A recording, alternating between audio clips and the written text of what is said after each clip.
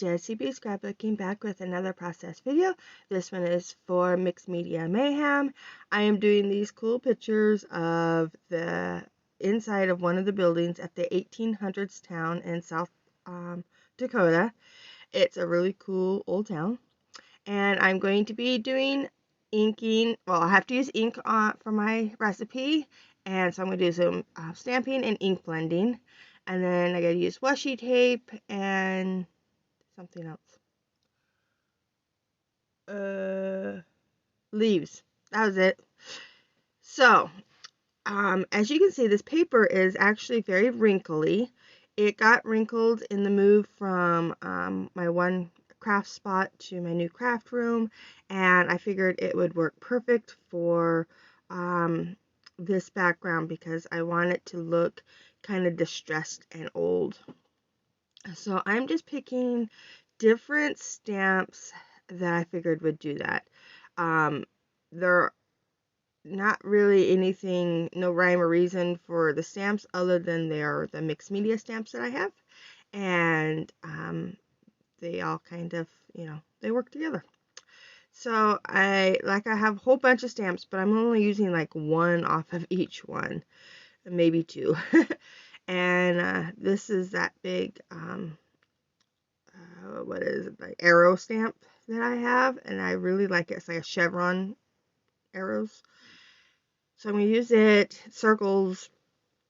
The first one I started was, it's like a post, yeah, like from a post office stamp. And then this one here just has like a lot of words on it, like almost like from a ledger, like the top of a ledger or something. And so I'm getting those on there, and then trying to remember to clean off my stamps each time I use them. And then let's see, what other one do I use? Oh, this one is just my scripty stamp, and I'm just using just the center of it and trying to make some little bit bold scripts wherever. And then I'm coming in with my last stamp I think I'm going to use is a wood grain, and I'm going to do it in brown and do it this kind of the same way I did the script, where it's more random. It's not a clean stamp on each one.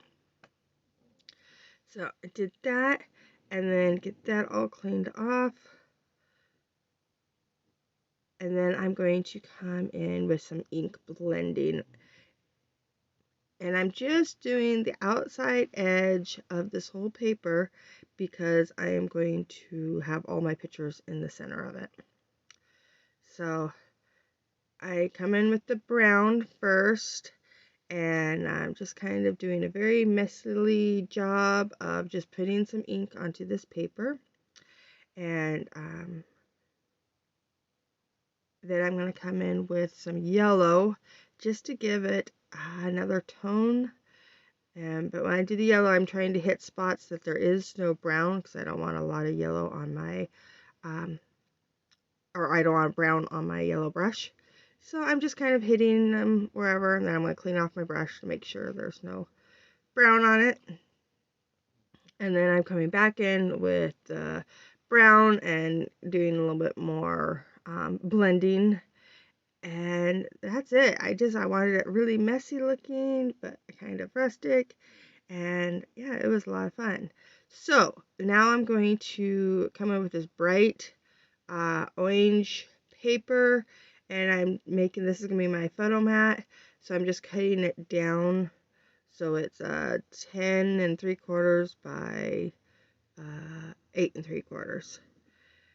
And then I'm doing some ink blending with the brown just on the outside edges, just to tone down that bright neon color a little bit. I wanted that bright color just to make sure my pictures pop off the background, but I don't want it to yell at you either. So I'm just want to give it a little bit more rustic look as well. And And I know my pictures are going to be in a grid, so I'm just going ahead and doing the grid. So here are the pictures. I'm going to have one flip, so one picture is going to be underneath. And there we are. So this one just is a little big. Get that lined up. And there we are. So I love just that little bit of orange showing around the outside edge. I think it looks really good. And then the picture, this is the outside stairs. And then there's a picture of the inside stairs. Why I have the inside stairs is because they were so narrow. It's like, oh my word. And I just thought that was really cool. But yeah, there's like my husband, he's 5'5". 5 foot. Oh, that's funny. And yeah, he's like, yep, and he's not, a hefty man. He's actually a very thin man, but I felt very squished. He's like, God, these stairs are little. But yeah. So, and then the other pictures are just of the inside of the doctor's office at the 1800s town. So, I thought that was kind of fun. Now I'm going to stamp out some flowers, and I'm just stamping right over top of some of the paper scraps that I have. As you see, I've stamped out flowers from it already. This whole photo album I'm using, it's, what's the name of the paper pad?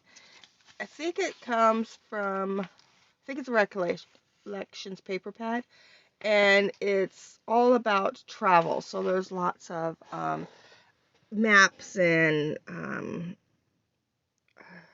yeah, so travel sayings, explore, things like that. So I'm using that in that whole album, and it's this darker color, so it's kind of rustic. And these leaves I'm stamping out now are on some more of that same paper, and so get them all cut out and put down, and I'm liking that. So now I have my ink and my leaves and a little bit of washi tape. I use that to hold down the picture, but I will put more washi, don't worry. I almost forget, but I do remember. And I did pop that one flower up onto some foam just to give it a little bit of dimension. And then, let's see, I come in with this sticker book. It has the same tones as the papers I want to use in this album, so it works good. I'm just making this like a little flip here so you can grab a hold of it, and I just put a piece of paper behind it so that it, because it was a sticker. And then this butterfly sticker has all these little tiny parts that come out when you peel it off the sticker book. This is I think Jean Hatfield sticker book. I absolutely love this sticker book. It's I can't remember from what collection it is. I think it's homemade, but I'm not positive.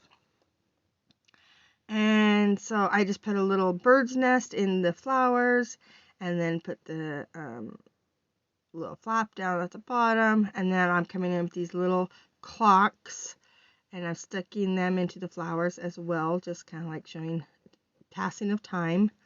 And then this little word phrase, I think it says you can do it. And